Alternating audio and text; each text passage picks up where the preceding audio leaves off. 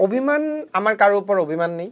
তাদের দুজনের জন্য আমি অসংখ্য শুভকামনা জানাই। আমি নাম বলতে চাই না আসলে, যেরকম তো অনেককেই খাওয়াই দিছি। আমার মা কিন্তু খুবই ভেঙে পড়ছে। মানে সত্যি কথা বলতে আমার মা সবচেয়ে বেশি ভেঙে পড়ছে। আমার থেকেও বেশি।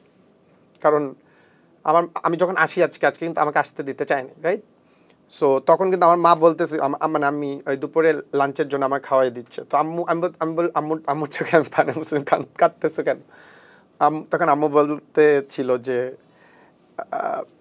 এরকম তো অনেক মানে আমি নাম বলতে চাই না আসলে, যেরকম তো অনেককেই খাওয়াই দিছি। সো মানে আমি নাম বলতে চাই না। সো আমি জাস্ট আম্মুকে জড়িয়ে ধরে কান্না করে দিছি, সত্যি কথা বলতে। আমি আমার বাবা মা সবার সামনে আমি লাস্ট মানে সত্যি কথা বলতে আমাদের কিন্তু গত এই ডিসেম্বরে আমাদের প্রিপারেশন ছিল আমাদের ওয়েডিং এর। সত্যি কথা বলতে এটা আমি আপনার সামনে বললাম। সো যখন হচ্ছে গিয়ে সেই প্রিপারেশনটা ছিল আমাদের ফ্যামিলির দিক থেকেও সব কিছু দিয়ে, তো আমাদের তো সাডেনলি বিষয়টা হয়েছে। সো আমার মা যখন মানে আমার মায়ের সাথে আপনিও কথা বলেছেন, আমার মানে সো দেখা যাচ্ছে কি এই জিনিসগুলো তার মধ্যে যদি আমরা মিডিয়া ট্রায়ালের শিকার হই, দেখেন আমি এটার মধ্যে কোনো অংশে পার্ট না আপু।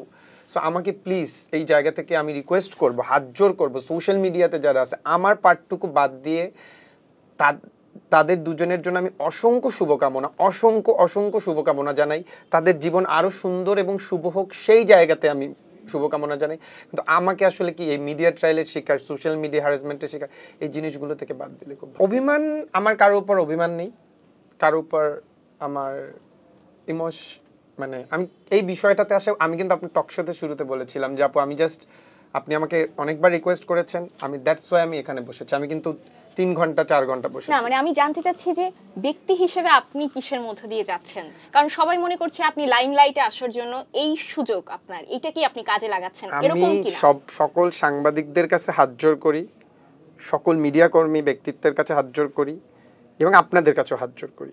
প্লিজ আমার ফ্যামিলি আমাকে কোনোভাবে এই রিলেটেড বিষয়ে যদি যোগাযোগ না করা হয় এবং প্রশ্ন না করা হয় বা আমাকে কোনো না করা হয়, আমি খুবই আপনাদের কাছে কৃতজ্ঞ থাকবো এবং এতটুকু আমি এক্সপেক্ট করি আমার সাংবাদিক ভাইদের কাছে, আমাদের কাছে। লাইমলাইট বা ফ্রেম আপু এটা আমার কাছে মানে আমি তো আমি জার্নালিজমে পড়াশোনা করেছি, তো এই জিনিসটা তো আসলে মানে আমার ইচ্ছাও নাই, অনিচ্ছাও নাই, মানে কোনোটাই আমি এই বিষয়ে নাই আপু।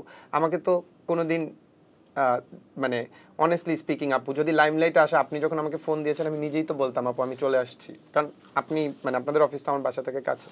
কিন্তু আপনি মনে হয় আমার মানে অফিসে আসার পরে আমি এই জায়গাতে বসার আগেও কিন্তু বলছি আপু আমি এই জায়গাতে বসতে চাই না, আমি বলছি না আপু?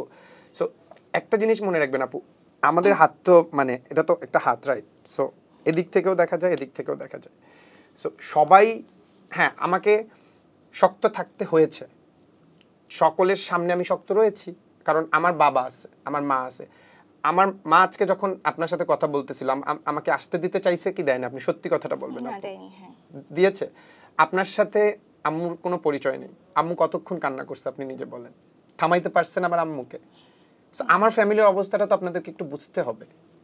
এই মুহূর্তে যে ধরনের মিডিয়া ট্রায়ালিং হচ্ছে, ছবি এডিট হচ্ছে, আমার কাজিনদের সাথে সেই ছবিগুলো যাচ্ছে, এটা তো আপু আমি ডিজার্ভ করি না আসলে, কারণ এটার সাথে তো আমি সম্পৃক্ততা নাই, আসলে আমার কোনো সম্পৃক্ততা নাই এটার সাথে।